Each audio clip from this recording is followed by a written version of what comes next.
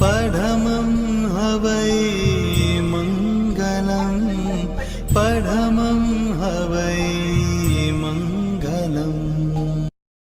મધ્યાહન વંદામી સાહેબજી અનમ્યુટ કરવું પડશે, અનમ્યુટ ત્યાંથી કરવું પડશે. હા, ઓકે.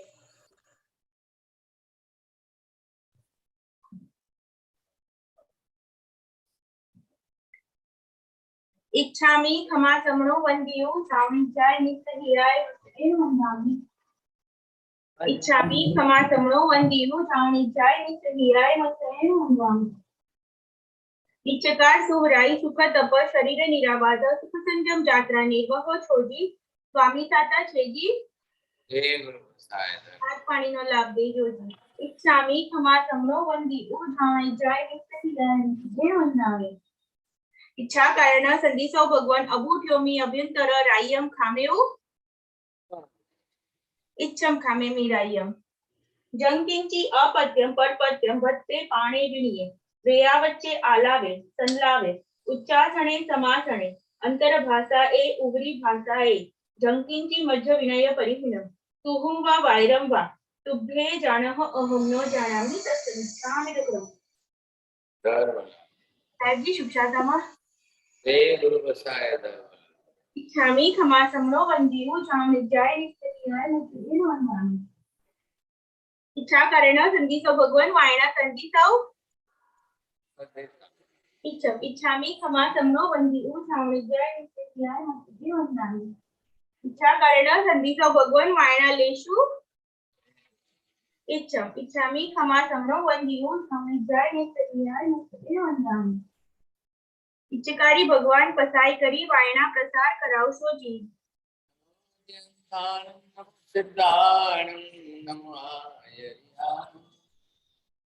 नमो वज्राय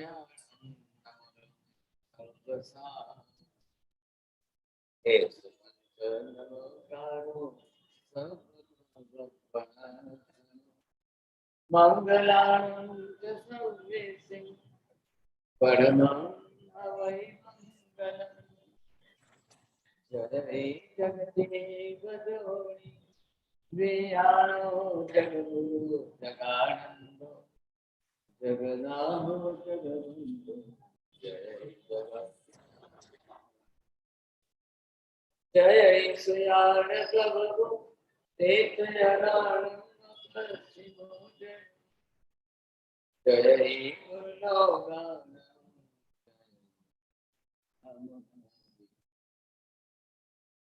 वंदे माय समाभाग महावीरौ महामुनि अवधूताय.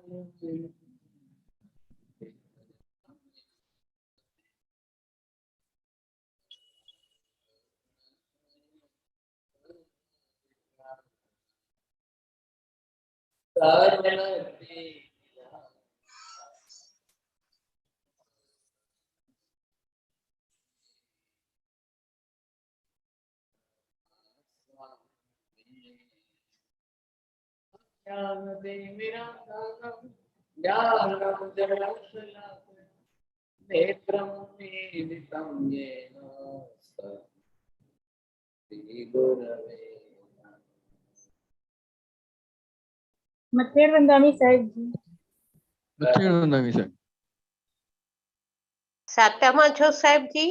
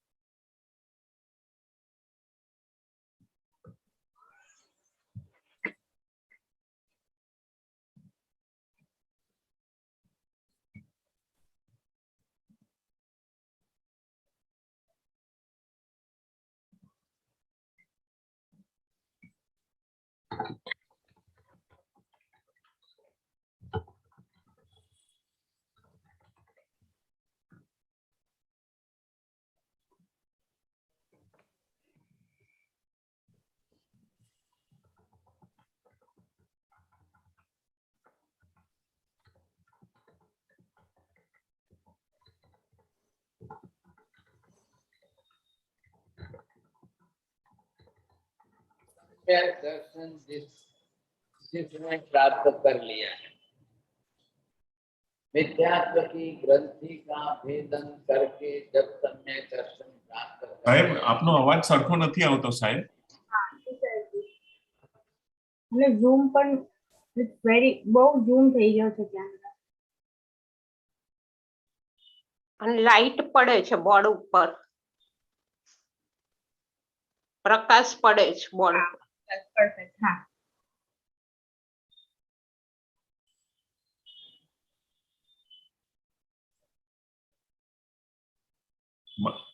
માઇક્રોફોન નજીક લાવશો તો કદાચ.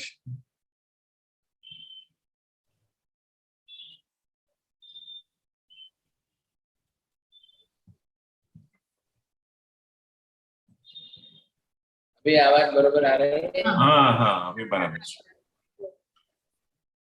सम्यक दर्शन जिसने प्राप्त कर लिया है, ऐसे सम्यक दृष्टि आत्मा को अब जो है उसके 67 पॉइंट में से ये हम आज जो ले रहे हैं, यहाँ पर ये शब्द दिया है अष्ट। ये अष्ट 8 के लिए है। अब जिसने भी अपना ग्रंथि भेद तो किया है, सम्यक दर्शन प्राप्त किया है, अब उसको अपने सम्यक दर्शन को एक तरफ तो सुरक्षित रखना है, सम्यक दर्शन हाथ में से चला न जाए वो देखना है, और जो सम्यक दर्शन है कैसे जो है उसका और निर्मल शुद्धतर होता जाए। सम्यक दर्शन उसके हाथ से चला जाएगा तो बहुत बड़ा नुकसान हो जाएगा। इतनी मेहनत करके जो अनंत जन्मों में नहीं की थे, ऐसा यथा प्रवृत्तिकरण अपूर्वकरण करके अब जिसने सम्यक दर्शन प्राप्त किया है तो उसके लिए तो मेहनत बहुत बड़ी है। उसके हम जितने निमित्त देख रहे हैं, इन सब निमित्तों के अंदर एक निमित्त ये भी आ रहा है कि जिस निमित्त को लेकर के आपको ये ख्याल आ जाना चाहिए कि आप ये अपने सम्यक दर्शन को विशुद्ध रखने के लिए ऐसा एक निमित्त आया अष्ट प्रवाचक प्रभावक, जिन शासन के प्रभावक जब सम्यक दृष्टि जीव इनको सुनेगा, देखेगा, इनके पास जाएगा, इनके प्रभाव में आएगा, अब वो अपनी तरफ से निश्चित रूप से अपने सम्यक दर्शन को और ज्यादा शुद्ध निर्मल करता जाए। ये होना बहुत जरूरी है। ऐसा नहीं होगा तो मुश्किल हो जाएगा। तो ऐसे जैन शास्त्र के अंदर अलग अलग प्रकार के अष्ट प्रभावक भी बताए गए हैं।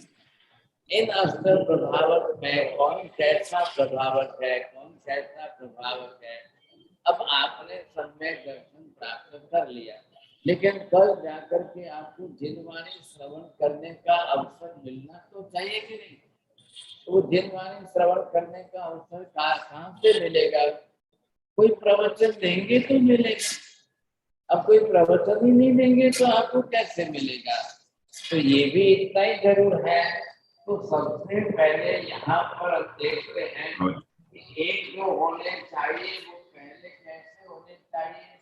वो होने चाहिए प्रवचन प्रभाव होने।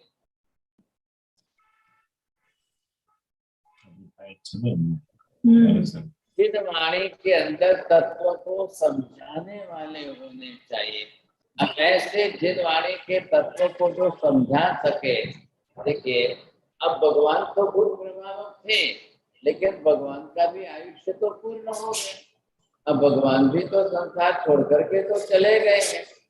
अब क्या करना सोचिए साहब, जब भगवान चले गए, अब भगवान नहीं है और उनके बाद के आचार्य श्री होते गए अन्य साधु मुनिराज होते गए, कोई किस पद पर आए या नहीं भी आए, कोई साधे रहे ये भी रहे, तो वो अपने तरफ से जिन वाणी के प्रकाशक जिनेश्वर परमात्मा के तत्व को प्रकाशित करने वाले अगर बरोबर रहे तो सबके लिए उपयोगी बन जाए, नहीं तो बहुत मुश्किल हो जाएगा। सोचिए, तो ऐसे प्रवचन प्रभावक जो है, अब वो कौन होंगे, कैसे होंगे? तो जब जब ऐसा मौका मिले क्योंकि सम्यक दर्शन के लिए अनिवार्य क्या है? सम्यक ज्ञान। सम्यक ज्ञान का मुख्य आधार तत्व ज्ञान, सम्यक ज्ञान का मुख्य आधार पदार्थों का ज्ञान। अब उसमें आत्मा से लेकर के मोक्ष तक के 9 तत्व सबका ज्ञान होना चाहिए। अब वो कोई आपको समझाए, फिर आपकी शंकाओं का जो है निरसन करे, आपके मन में और कोई जिज्ञासा आ गई तो वो सारे डाउट्स दूर करे, तब जाकर के उनके पास से जैसे जैसे आपको श्रवण करने को मिलेगा, सुनने को मिलेगा, समझने को मिलेगा, सीखने को मिलेगा, आप जैसे जैसे सुनते सीखते समझते जाओगे, सब जाकर के सम्यक ज्ञान से आपकी तत्व निष्ठा, वो आपकी श्रद्धा जो है वो बराबर स्थिर होती जाएगी। मुख्य हेतु ये है। अगर प्रवर्तन प्रभाव नहीं मिले, कई लोग आज भी देखिए कई ऐसी जगहों पर जाकर के बसे हुए हैं,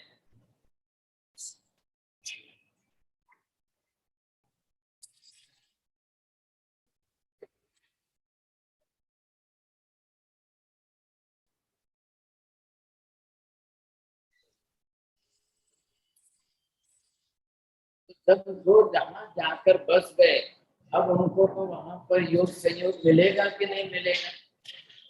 जिसका योग वहां कोई आचार्य से आए, वहां कोई साधु साध्वी जी आए तो उनको आचार विचार समझाए, जिन वाणी सुनाए, भगवान के तत्व उनको समझाए।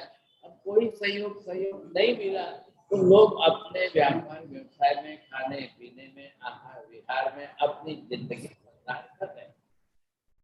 और कहाँ से कोई कहाँ जाकर बसे हैं, कोई कहाँ जाकर के रहे हुए हैं, पता ही नहीं चल रहा है सर।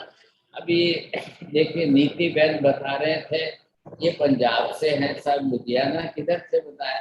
अब ये जाकर के बेंगलुरु में, अब आखिर करती कन्या है तो शादी तो हो नहीं है, तो कहीं न कहीं जाकर के तो ससुराल तो मिलना ही है। अब कहाँ जाकर बसते हैं? यद्यपि बेंगलोर इतना बड़ा है, 100 के ऊपर जिन मंदिर, कई जगह पर उपासना चातुर्मास साधु साध्वी, लेकिन ये ऐसी जगह पर है कि ना तो कभी साधु साध्वी देखने को मिले, ना कभी इनको सुनने को मिले, ना कभी आहार पानी की वैयावत करने का अवसर मिले, ना कभी व्याख्यान वाणी सुनने को मिले था। लेकिन अगर आपके मन में तीव्र उत्कंठा है, जिज्ञासा इतनी प्रबल बनी हुई है, तो लोग जिन वाणी श्रवण करने के लिए 10-20 किलोमीटर ड्राइविंग करके जाकर के भी जिन वाणी श्रवण करके आते, तो ये भी विशेषता होनी चाहिए ना। अगर नहीं रहेगी, हमारे अंदर ही रस रुचि नहीं है, चलो आपके पास गाड़ी है, ड्राइवर है, साधन है, सब कुछ है, वो आपकी पुण्य प्रकृति है, पुण्य ने सब दे तो दिया, लेकिन भावना अंदर प्रबल चाहिए साथ। चलो अब आपने भावना बनाई तो फिर आप बोलोगे क्या? नहीं साहब मैं तो कर नहीं सकते, सुबह सुबह बच्चों के लिए टिफिन बनाना है, ये करना है, वो करना है, ये काम है, वो काम है। अब घर के काम तो महिलाओं को तो हमेशा ही रहते हैं सर। अब आप कब समय निकालोगे, कब जाओगे, कब दिनवाणी श्रवण करोगे, पता ही नहीं। अब जीवन तो बीतता जा रहा है, जीवन बीतता जा रहा है। अब पता नहीं आज आरोग्य अच्छा है, लेकिन फिर भी नहीं जा पा रहे हैं, फिर भी नहीं कर पा रहे हैं। ऐसी स्थिति में हम वंचित रह जाते हैं। बड़ी बात किसकी है? हम सर्वथा वंचित रह जाते हैं। और अगर सर्वथा वंचित रहे तो आपको कई बार प्रवचन प्रभावक प्रवचनकार भी आ गए तो भी आप पता ही नहीं चलेगा था। कब बड़े आचार्य श्री आए थे, कब इतने प्रभावक महापुरुष आए थे, कब उनकी जिन वाणी के प्रवचन किस विषय पर कब कहाँ हुए थे, पता ही नहीं चलेगा। तो ऐसी स्थिति में पहले आपको जो है अष्ट प्रवचन प्रभाव के अंदर सबसे पहले जिनकी गणना की है प्रवचन प्रभाव, एक रस रुचि चाहिए। अब ये बेंगलोर से है तो नीति बहन जो है यहाँ से मंगाते थे कि नहीं आयुष्य के ऊपर के प्रवचन भेजिए, सूत्रादेव सूत्र के आगम शास्त्र पर प्रवचन कर रहे तो मुझे पहले भेजिए। तो मतलब आपके रस रुचि तो बनी हुई है। अब ये तो देखिए कौन कहाँ से, कौन कहाँ से, कौन कहाँ से। अब जिनके जितने भाव जगे और परिणाम, ये एल्सा बेन तो देखिए, नीति बेन तो फिर भी यहाँ बेंगलोर इंडिया में, अब एल्सा बेन तो एटलांटा के अंदर, और कितने हो गए 7-5-10 हजार किलोमीटर दूर है।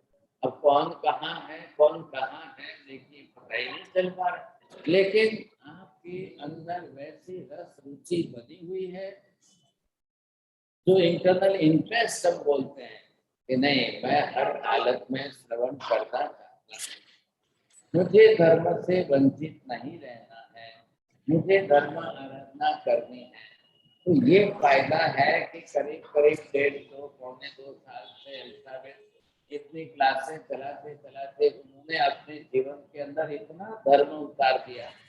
कई व्रत प्रस्थान लिए, अच्छे व्रत प्रस्थान लेकर के धर्म के मार्ग पर चले, कोई कितना बड़ा निमित्त हुआ सन। अब इतना बड़ा निमित्त हुआ कि आप इतने दूर रहने पर भी इतना सुन सकते हो, समझ सकते हो, देख सकते हो, सीख सकते हो, आपको जानने मिल रहा है, समझने मिल रहा है, तो सामने वैसे होने भी तो चाहिए कि नहीं। प्रभावक महापुरुष दुनिया में होने बहुत जरूरी है। अगर प्रवचन प्रभावक नहीं रहे तो भगवान के इस तत्वों को उजागर कौन करेंगे। देखिए महावीर स्वामी या सभी तीर्थंकर कंपलसरी सभी तीर्थंकरों ने त्रिपदी की देशना दी। अब त्रिपदी से ही वो तत्वों की प्रवचना करते हैं, लेकिन हर व्यक्ति अपने घर में ग्रंथ रख करके पढ़ भी तो नहीं सकते, और पढ़े तो समझ में काम से आएंगे। जब आप अपने घर में पुस्तक रख नहीं सकते हो, पढ़ नहीं सकते हो, आपको समझ में कैसे आएगा, ये प्रश्न है। तो पहले आपको ये देखना चाहिए कि आप समझ सको, आप पढ़ सको, आप सीख सको और जान सको। तत्व की रुचि बनी रहनी चाहिए। नहीं मुझे ये तो समझना ही है, आत्मा के बारे में मुझे समझना अनिवार्य है, आत्मा शरीर से भिन्न है ये मुझे जानना अनिवार्य है, आत्मा का ही मोक्ष होता है ये मुझे जानना बहुत जरूरी है। कर्मों का क्षय होगा तो ही आत्मा का मोक्ष होगा। तो आखिर कर्म क्या है, ऐसे कैसे कर्म है। अब कर्मों का क्षय करके ये सारी बातें जब जानने के लिए, समझने के लिए, सीखने के लिए आपका प्रबल पुरुषार्थ होगा, और फिर सामने जो है, जहां है, वहां है, हमको मिलने चाहिए। तो ये पहले तो इन 8 प्रकार के प्रभाव। मैं क्या कह रहा हूँ, आपके सम्यक दर्शन के लिए वो निमित्त कारणीभूत है। उनका होना, ऐसे प्रभावक होना, और वो जो है अगर वो और वो आपको बरोबर मिले और फिर आप बरोबर करो तो आपके लिए वो प्रभावक उपयोगी है। नहीं तो मतलब नहीं। आज दुनिया तो इतनी बड़ी है, अब कौन कहाँ है, कौन कहाँ है, कौन कहाँ है। तो ऐसी स्थिति के अंदर पहले नंबर पर बनाए प्रवर्तन। अब विजय भाई बोले साथ प्रवर्तन मतलब क्या हुआ। भगवान ऐसे कॉमन जवाब तो भगवान की वाणी आता है। प्रवचन का मतलब यहाँ पर है प्रकृष्ट वचन। अब जैसे हम कहते हैं व्याख्यान, तो व्याख्यान का मतलब क्या हुआ, किसको व्याख्यान कहते हैं आप, जहाँ व्याख्या की जाती है। वह डेफिनेशन से आत्मा है, कर्म, पुद्गल शब्द आ गया। अब पुद्गल की डेफिनेशन क्या है, आपने निद्रा शब्द दिया, आपने संवर्ग शब्द दिया, अब निद्रा की प्रॉपर व्याख्या उसको कहते हैं डेफिनेशन। वो कौन बताएंगे, प्रवचनकार। अब उनके पास है, देखिए प्रवचन एक आर्ट हो तो वो वक्ता बन जाएगा, लेकिन प्रवचन के अंदर व्याख्या प्रस्तुत करके तत्व को क्लियर करे तो वो जो है विद्वान कहलाएगा। अब दो में फर्क क्या है, वक्ता और विद्वान। तो वक्ता करने ही का आर्ट, अब वो कला है, वो अपनी तरफ से आर्ट दिखा करके चले जाएंगे। आनंद जी महाराज साहब ने जब ये कहा प्रवचन अंजन जो सदगुरु देखे तो सदगुरु जो है वो प्रवचन रूपी अंजन कर, प्रवचन अंजन से आपकी आंखें खोल रहे हैं। तो उससे जो है आपके अंदर से आपका ज्ञान बढ़ गया। अब वो सामने देखे ज्ञान का निधान जो कैसा प्रकट हो जाता है। तो ये सब बातें जब तक आत्मा को योग संयोग और निमित्त दर्शन न मिले वहां तक वो उस ज्ञान के साथ जुड़ेगा कैसे। साधन सामग्री आपको मिल जाएगी, साधन सामग्री बहुतों को मिलती है, उतनी मात्रा से लोग जुड़ नहीं पाते हैं कि धर्म के साथ में जुड़ना है। हमारे अंदर धर्म परिणति आ गई, वो कौन समझेगा। आपने नाम सुना है नंदी सेन का, अब उनका पतन हो गया था।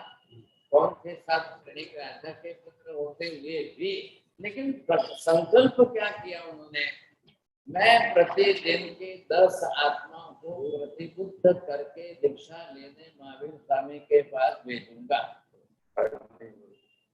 लेकिन वो खुद गिर चुके, खुद जो है उनका पतन हो चुका है, लेकिन संकल्प इतना किया।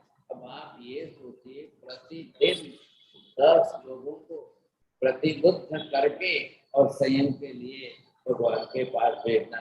वो भी जो वैश्य के गए आते हैं उनमें से आप अपनी पूरी जिंदगी में एक को नहीं भेज सकते। वो 10 भी जो वैश्य के गए आते थे उनमें से ऐसे लोगों को, ऐसे लोगों को। हाँ, तो जो वहां पर आते हैं उनकी मानसिकता कैसी होती है, मेंटालिटी क्या होती है, लेकिन ऐसे लोगों को वहां वो उपदेश देते हैं, समझाते हैं। अब एक दिन के 10 लोगों को चले, हम यहाँ पर पूरी जिंदगी में एक नहीं भेज, तो वो भी क्या है, प्रवचन के प्रभाव है, तत्व की निष्ठा है उनकी। तो उतनी जो तत्व निष्ठा है और उससे उनके प्रवचन की प्रकृष्टता है, वो महापुरुष जो है ऐसे बार बार होते रहे। जैन शासन का इतिहास देखिए, आज भी हमने कल्पसूत्र सुना, कल्पसूत्र का आपने 8वां व्याख्यान सुना। साहेब जी आवाज बरोबर નથી આવતો। સાહેબ जी आवाज बरोबर નથી આવતો। साहेब जी आवाज बरोबर નથી આવતો। कल्पसूत्र के 8वें व्याख्यान के अंदर भी मुख्य रूप से जो है आपने सुना है कि भी एक के बाद एक कैसे प्रभावक होते गए। कितने प्रवचन प्रभावक हुए कि जिन्होंने अपने जीवन काल के अंदर जो है कितने लोगों को प्रतिबुद्ध किया है। आज भी आप देखते हैं कि हाँ, नगर में बड़े आश्चर्य से आ गए तो जो है कई लोग जाते हैं, सुनने के लिए जाते हैं, शांति से दे उनका प्रवचन सुनते हैं। क्यों सुनते हैं, क्यों सुनते हैं सर? हर व्यक्ति को चाहना है। देखिए, मेरे मन में मोक्ष की इच्छा है, मने पर मोक्ष मिले, मैं भी मोक्ष प्राप्त करूं। कई लोग दिन में 10 बार बोलते हैं, अब मोक्ष के बारे में उनको ये भी नहीं मालूम आखिर मोक्ष है क्या, ये मोक्ष का स्वरूप क्या है, कैसा है। जब आप जानते ही नहीं हो तो मिलेगा कैसे। हम तो नाम जानते हैं बस मोक्ष का, तो ये कौन सा बाहरी ज्ञान, ऊपर का ज्ञान, नाम मात्र ज्ञान, लेकिन अंतर में अभी तक आपको जो है उस प्रकार के ज्ञान की कोई उपलब्धि नहीं हुई। अब वैसे महात्मा कोई प्रवचन प्रभावक आए, वो आपको मोक्ष के बारे में समझाए, वो आपको मोक्ष के बारे में सिखाए, बताए, तब आपको सुन करके बोध होगा। अब एक तत्व है, अच्छा ये तो है नहीं कि मोक्ष आपको लाके हाथ में दिखा दिया, तो मोक्ष आपको हाथ में लाके तो दिखा नहीं सकते, लेकिन मोक्ष के बारे में कोई भी आपको ज्ञान नहीं देगा, तत्व से ही समझाएगा। अब वो समझाने में अगर वो प्रभावक है, देखिए प्रभावक होना मतलब क्या है, उनका आचार विचार परिणति परिणाम धारा, उनके रक्त में परमाणु में मोक्ष की प्रति उनकी जो स्पष्टता है वो क्लियर कट होनी चाहिए। तो मालूम क्या 10 जने कोई कौन सा प्रश्न पूछेंगे, कोई कहाँ से कोई कैसा प्रश्न पूछ लेंगे, हर तरीके से हर एक को समझाना, हर तरीके से हर एक को समझाना है।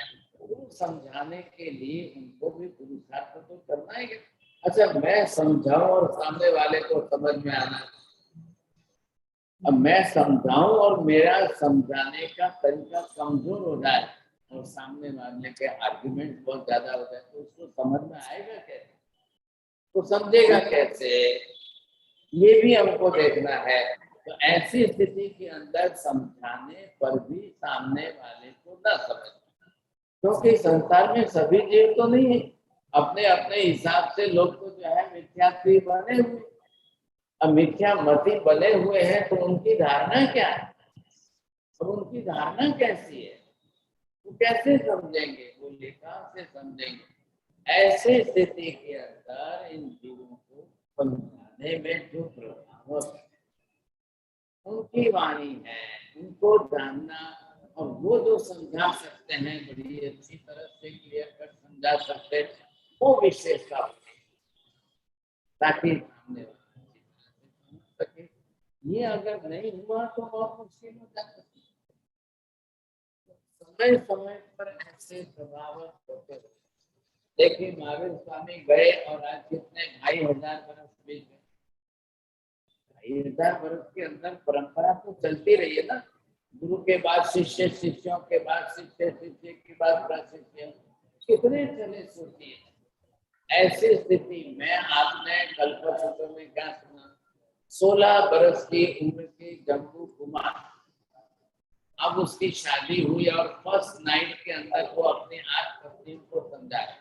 अब क्या समझा रहे हैं, और ऐसे में उनकी हवेली के अंदर प्रभु स्वामी 500 चोरों के साथ आए हैं चोरी करने के लिए। अब ऐसे उनकी क्या कला है, इतनी क्या समझ है, ये चोरी करने के लिए आए हुए 500 चोरों का भाव परिणाम बदल जाए और सब दीक्षा लेने के लिए तैयार हो जाए। ऐसे कौन है, ये विशेषता है। अब जब इतने 500 लोगों के परिणाम बदल गए, अब उनके पास 24 घंटे का एक दिन भी नहीं है और सुबह उठ के दीक्षा लेनी है सब 570। हाँ, और जो शादी करके कुमारी का कन्याएं आज आई हुई है और वो अभी शादी की है आज पहली रात में, वो कल सुबह दीक्षा ले लेंगे, ये कैसे संभव हो सकता है। लेकिन 16 बरस की उम्र के इतने छोटे जम्बू कुमार के अंदर तो क्या प्रवचन प्रभावकता, इतनी कैसी प्रभावकता रही कि तभी 8 कन्याओं ने भी दीक्षा ली और 8 कन्याओं के माँ बाप ने दीक्षा ले ली, खुद के माँ बाप ने और 500 चोरों ने। ऐसे प्रवचन प्रभावक जो है तो और कौन मिलेंगे साथ। 2500 बरस के इतिहास में ऐसा दूसरा एग्जाम्पल जम्बू स्वामी के जैसा नहीं हुआ। अब आप सोचिए कि प्रभु स्वामी, चलो भाई कल तो चोर थे लेकिन वो दीक्षा लेकर साधु बन गए, अब वो महावीर स्वामी की पाठ पर आए। अब वो महावीर स्वामी के पाठ पर आने के बाद अब वो दूसरों को देशा दे रहे, तो उनका उपदेश कितना प्रभावक रहा कि लोग जो है उनके पास दीक्षा लेने आए। कैसे कैसे लोगों ने दीक्षा ली, कैसे कैसे लोगों ने दीक्षा ली, ये शास्त्रों के अंदर इतिहास बहुत है। अनेक महापुरुष हुए, आपने देखा है सिद्धसेन दिवाकर सूरी जी कितने प्रवचन प्रभाव और कैसे उन्होंने जो है एक जगह से अवंती पार्वनाथ भगवान को कैसे प्रकट किया। अब वो प्रभावक कौन से हैं, वो अपने आप में प्रवचन प्रभावक भी है, लेकिन साथ साथ में जो है वो मंत्र के भी विश्वास बने। अब क्या जरूर पड़े, अब कल किसके कैसे जरूर पड़े, तो कोई मंत्र आदि जो भी है अब इन विज्ञापन के अंदर कल को प्रभाव बन जाए।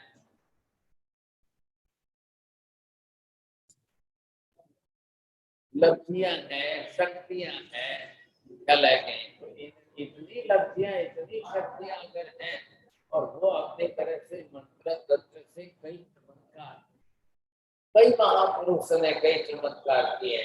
आप ये देखिए विद्या है, अब विद्याओं से चमत्कार करने जो है आपने सुना है अष्टांग निमित्त,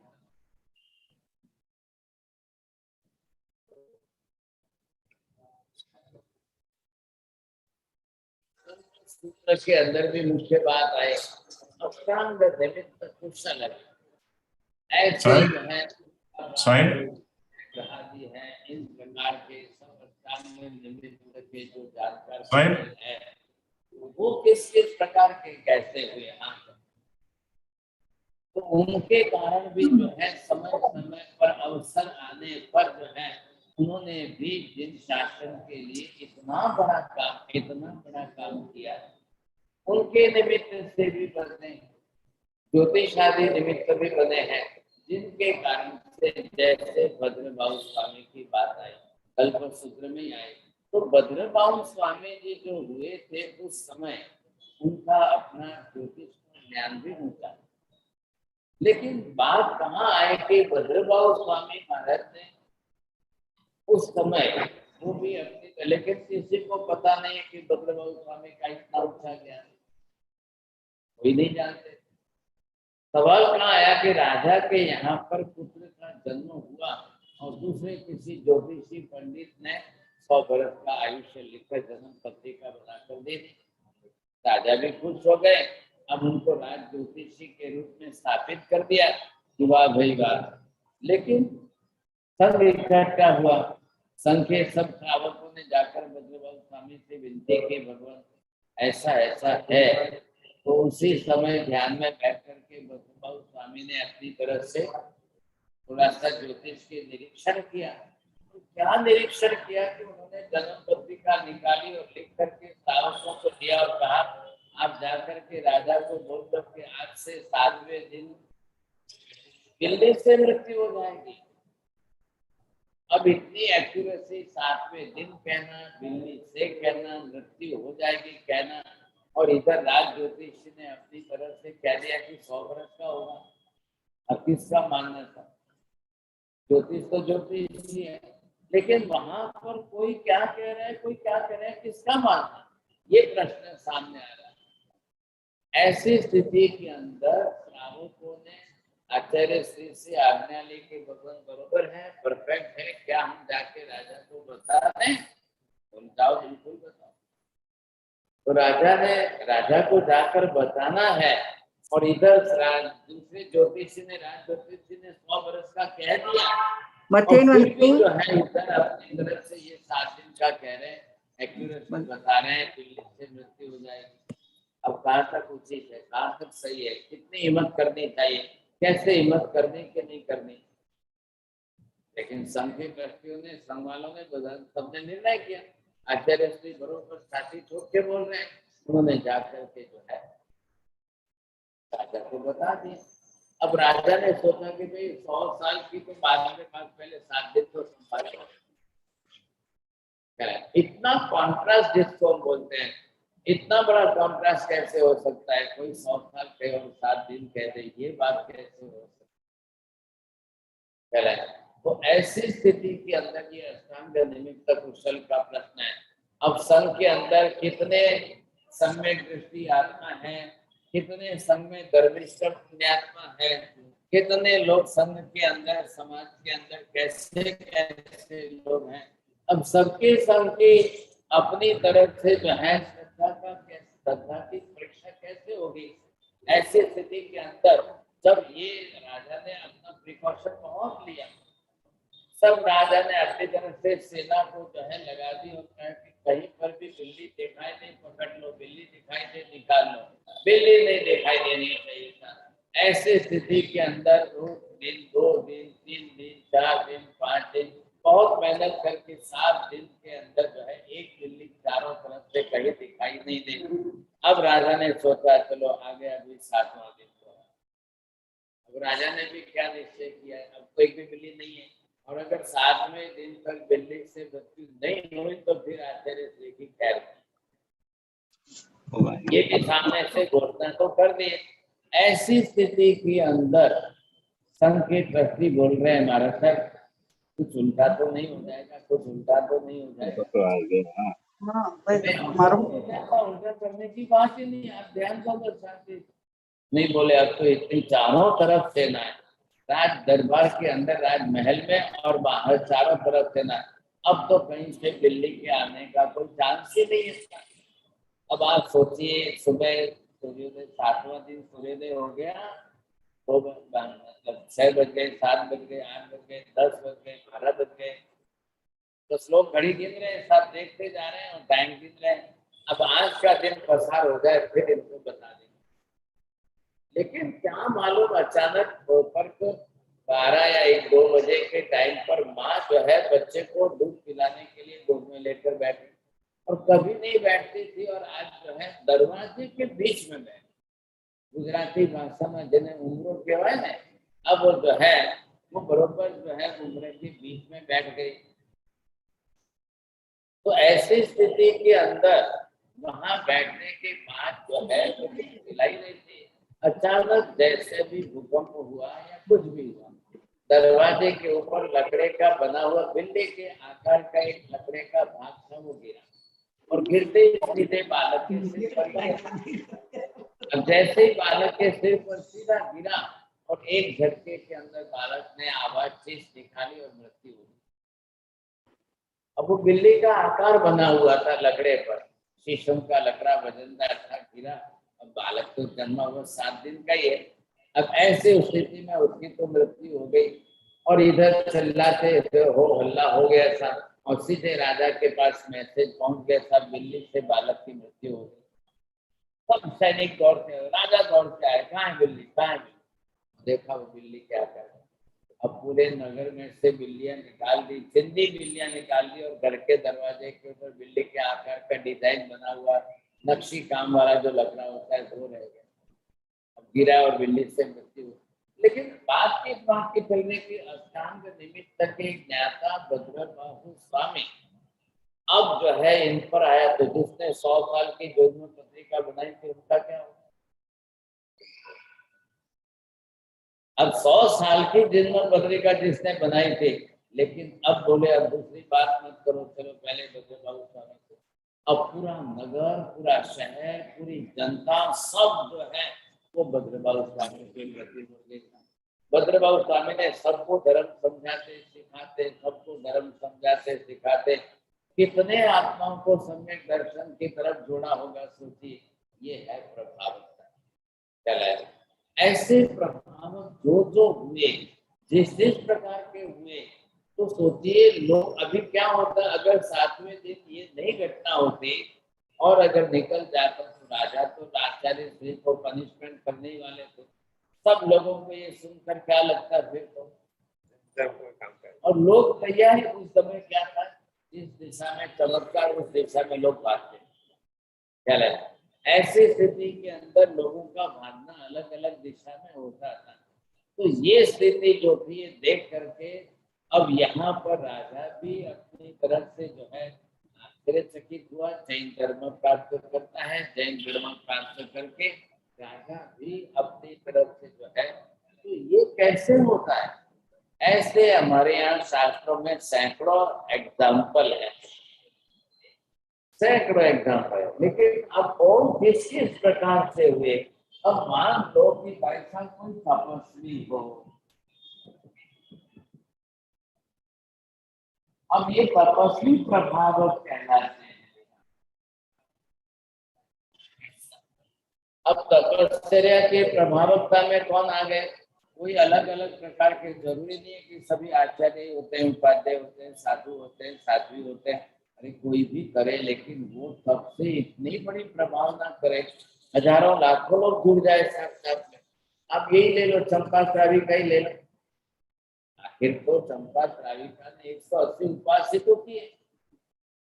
सब लोग क्या समझ रहे हैं? उस समय अकबर की बुद्धि बदली है। ये सूर्य महाराज निमित्त कौन बने? चंपा श्राविका। चंपा श्राविका होते हुए उसने इतनी बड़ी 180 उपवास कर लिए। अकबर को ये बात दिमाग में बैठी नहीं बोले रात को खाती होगी, कभी खाती होगी, कोई नहीं देखे वैसे तो। अकबर ने क्या किया था, चंपा श्राविका को एक बड़े हॉल के अंदर सेंटर में बैठा के चारों तरफ खिड़की दरवाजे खुले रखे और चारों तरफ अपने अंगरक्षकों को और बॉडीगार्ड्स को, सैनिकों को, गुप्तचर लोगों को लगा दी। देखते रहो, 24 घंटे देखना है। बारी बारी से सब जने देखते रहो, ये कब खाती है, कब क्या करती है, रात को क्या करती है, दिन में। अरे हो ही नहीं सकता है। एक औरत जो है, एक स्त्री जो है 180 दिन बिना खाए पिए जी नहीं सकती है। लेकिन अब चंपा श्राविका को ये बरोबर करके दिखाना है। वो अपनी आराधना शांति से कर रही है, सबके बीच में पूरे हॉल में दिन भर बैठी रहती है, सामायिक करती है, और सब देख रहे हैं, चारों तरफ खिड़की से देख रहे हैं। इसने चंपा श्राविका ने आंख खोलकर किसी को देखा, और चंपा श्राविका ने ये नहीं कहा कि मुझे कोई चमत्कार करना है कि मैं चमत्कार करूं, वो भी बात नहीं, कुछ भी नहीं, कोई चमत्कार की बात नहीं है कुछ। लेकिन ये जिस तरह से अपनी तरह से देखती गई और अपने जाप आराधना नवकार महामंत्र साधना करते, आखिर क्या परिणाम आया? अकबर को जो है 180 दिन के बाद उसकी अक्ल खुली। अब उसमें अक्ल आई कि एक स्त्री 180 दिन सब कैसे कर सकती है, कैसे संभव हो सकता है? तो चंपा श्राविका ने कहा मुझे कुछ भी मालूम नहीं है, मेरे ऊपर तो गुरु महाराज की कृपा है, आशीर्वाद। कहा है तुम्हारे गुरु? अरे वो तो अहमदाबाद बैठे।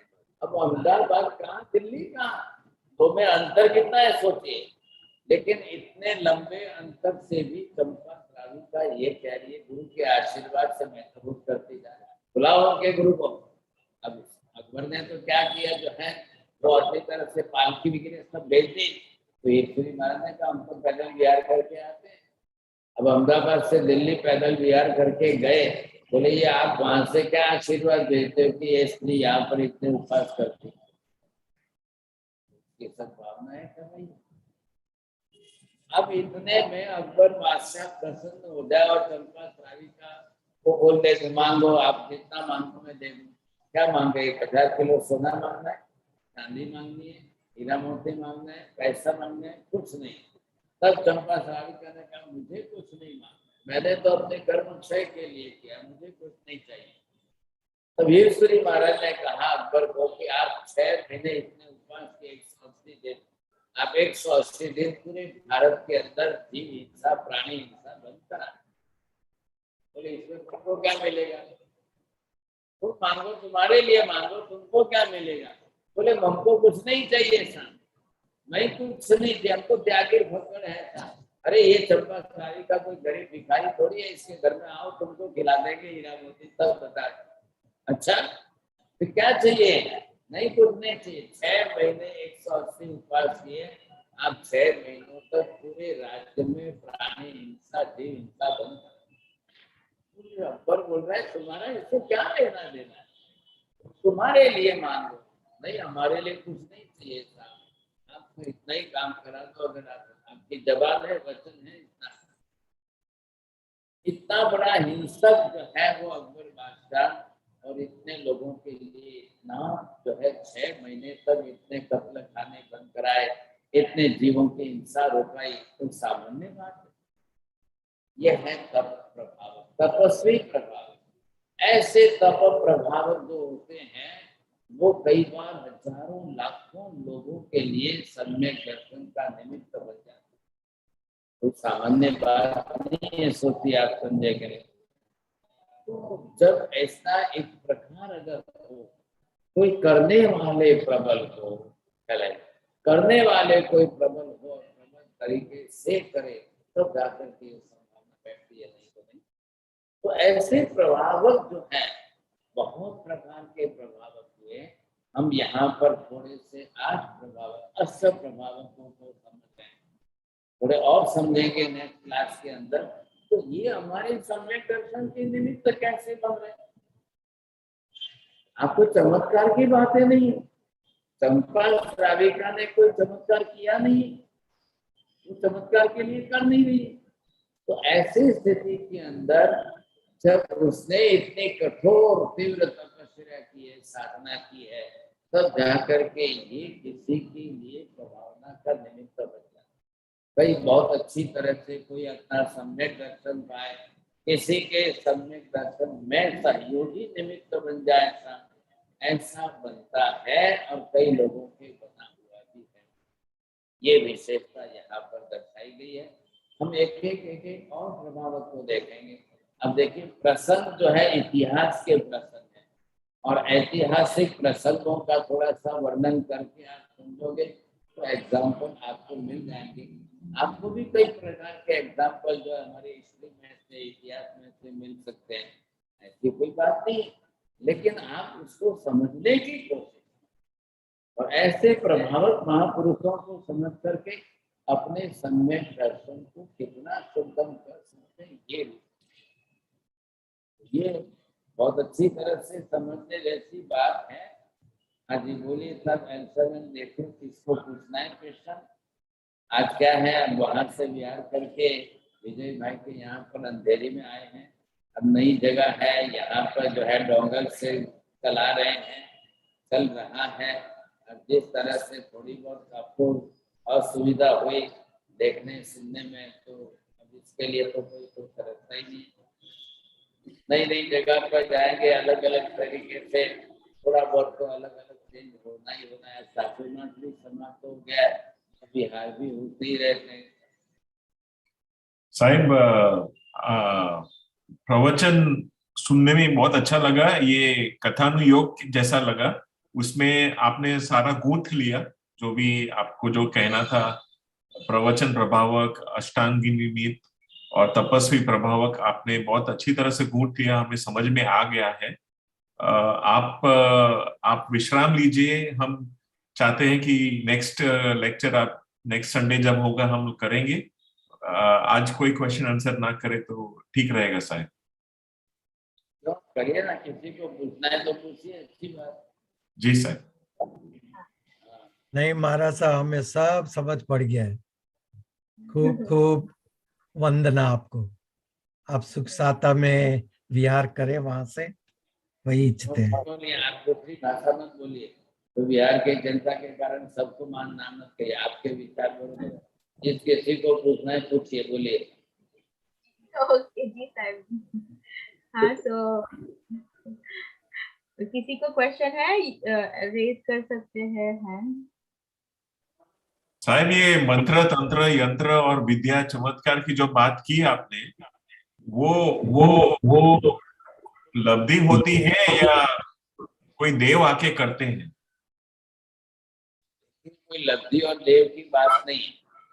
जब जिस प्रकार के जो प्रवचन प्रभाव है उसमें अभी और आगे आएंगे, तब लब्धि वाले भी आएंगे, देव सिद्धि वाले भी आएंगे, मंत्र तंत्र यंत्र वाले भी आएंगे। सब प्रकार के प्रभाव है, जिनके पास जो शक्ति है वो। लेकिन अब ये प्रवचन प्रभावक है तो कोई लब्धि नहीं है, इनका क्षयोपशम है। ज्ञान का श्रुत का क्षयोपशम इतना ज्यादा है कि वो इसके आधार पर अच्छी तरह से शंका का निरसन कर सकते हैं, समझा सकते हैं। ये विशेषता है। कोई ऐसा मत समझे कि कोई देव आकर के उनका ज्ञान थोड़ी बढ़ा देगा। कोई देव आकर के उनका ज्ञान नहीं बढ़ाता है, वो अभ्यासु है। उनका अभ्यास इतना ऊंचा है और उनका चिंतन मनन इतना प्रबल है कि वो जिन वाणी को इस तरीके से प्रस्तुत करते हैं कि लोगों के डाउट जो है, शंका निकल जाए और लोगों को ज्ञान सही समझ में आ जाए। हाँ, चंद्रेश भाई। ओके विजय भाई, यू गो अहेड। साहब जी, अष्टांग निमित्त के जरा फिर से समझाएंगे थोड़ा? प्रकार के निमित्तों को जानने वाले उनको कहते हैं अष्टांग निमित्त। क्या लगे, वो 8 प्रकार के स्वप्न के आधार पर कह सकते हैं, आकाश में से उल्कापात हो गए तो कह सकते हैं, भूकंप होने पर कहाँ क्या होगा ये बता सकते हैं, ज्योतिष के आधार पर बताएंगे, अंग विद्या के आधार पर बताएंगे, तलमसों के आधार पर बताएंगे, पामिस्ट्री के आधार पर, आपके रेखाओं के आधार पर बताएंगे।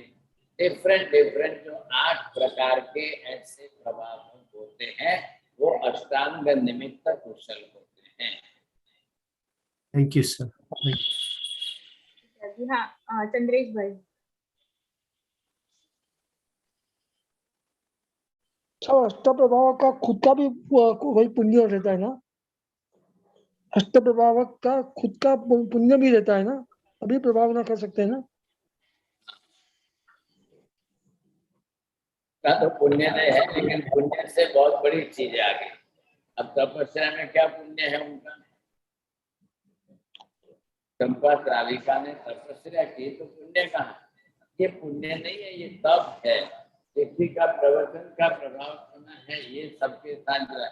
अब बिना पुण्य के तो है नहीं साहब, लेकिन पुण्य से ऊपर ये बड़ी बात है। जी सर।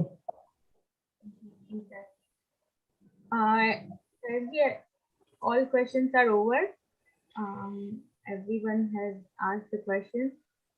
So tomorrow, 7 Monday है tomorrow, so tomorrow 7 to 8 p.m. physics metaphysics का class रहेगा द्रव्यानु योग का, and then 8 to 9 p.m. कर्म philosophy का class रहेगा, जैन कर्म philosophy. So please do join everyone.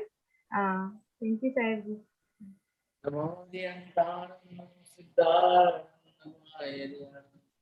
नमो वज्राय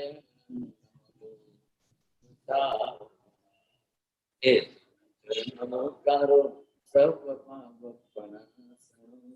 मंगलां च सर्वेते परमं भवै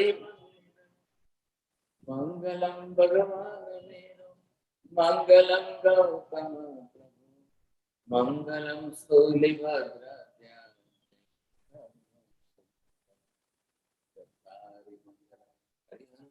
मंगलम सिद्धामंगलम साहुमंगलम केवलम चत्तारि लोकोत्तम अरिहंता लोकोत्तम सिद्धा लोकोत्तम साहुमंगलम केवलम चत्तारि शरणं प्रवक्ष्यामि अरिहन्ते शरणं प्रवक्ष्यामि सिद्धे शरणं प्रवक्ष्यामि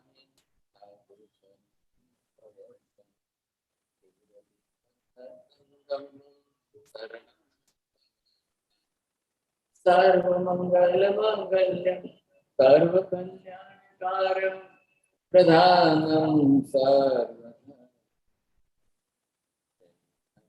जयति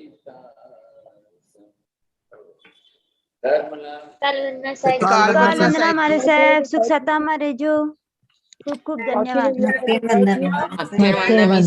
सुख सता हमारे साहब जी, जी।